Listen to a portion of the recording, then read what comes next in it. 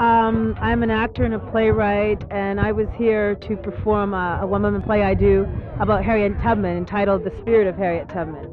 Well, I wanted to be able to relate that Harriet Tubman was a person just like the rest of us and went through growing pains and life like the rest of us. And I don't know that when she did her life, she did it intending to be a hero. She just did what she believed in.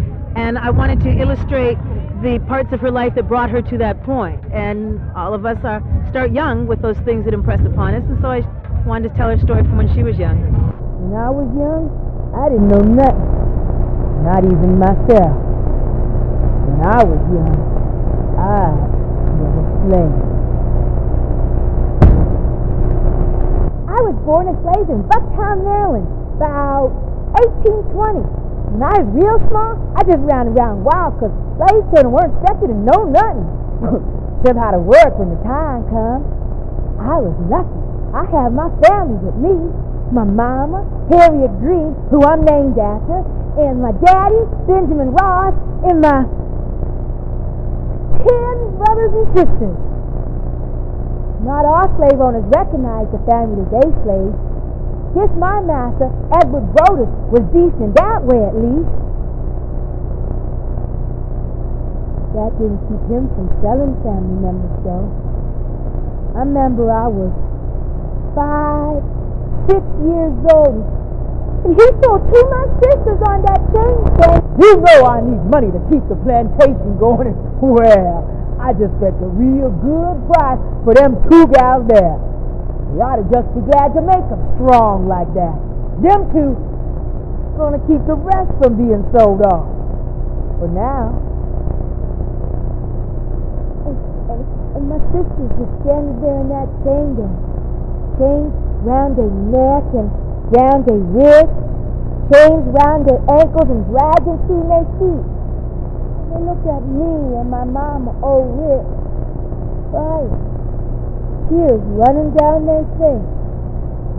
Then the overseers cracked their whip, and the people in the chain gang moved off, dragging them chains. And my mama, she just standing there and stared. No tears, no nothing. Just stared on after them till they was gone. And about the time I'm wondering why my mama don't do nothing, I realize she can't do nothing. As the overseers who watches over us working crack their whips, sending everybody big enough back to the field to work. That's when I got the first notion what it meant being a slave. Harriet Tubman's been my personal hero since I was about my son's age here. And originally I started my performing career as a dancer, but I fractured my hip. No, that's not this injury now. This is a torn Achilles tendon. And that sort of took me out of my dancing aspirations, and I started acting, originally doing a script about Harriet Tubman written by someone else, that I was never really quite comfortable with it because it didn't seem to portray Harriet Tubman as I understood her to be.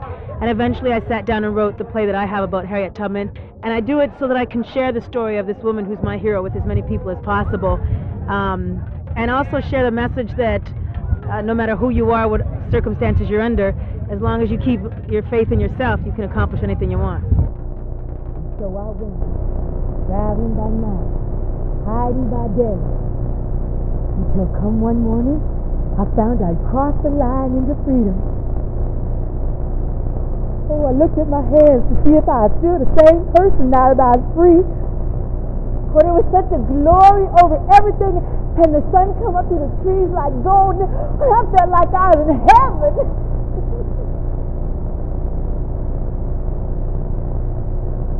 That glory was short-lived when I realized I was alone. There was no one to welcome me to the land of freedom.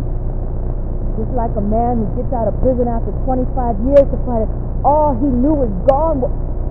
I was a stranger in a strange land.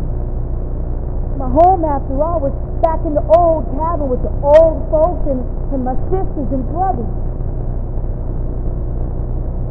But to this solemn resolution I came.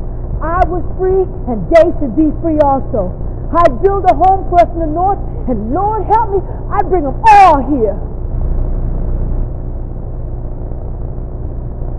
All the while I was with Nelson, I sold my vegetables and kept my home open to the old and infirm and sent money for the schools in the South.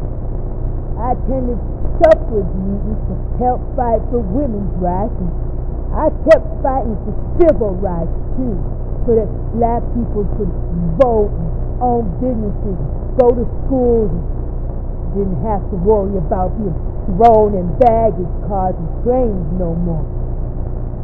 But once Nelson passed, I set my mind to the one last thing I wanted to do. I long had my eyes on 25 acres of land that stood across the road from my home that would be the perfect place for a poor people's shelter. Now, in 1896, that land come up for auction. Now, you know, I ain't never had much in the way of money, but I knew what that land was to be for, so I went on ahead to that auction. Yeah, looked like it was all white folks there but me. I was like a blackberry in a pail of milk. So I sat in the back corner so wouldn't no one see who was bidding.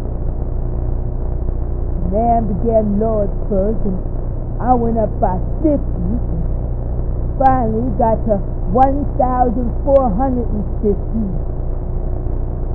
The rest stopped bidding. So the man said, "Who's the buyer?" And I said, "Mrs. Harriet Tubman Davis." Thank you, thank you. This is my son.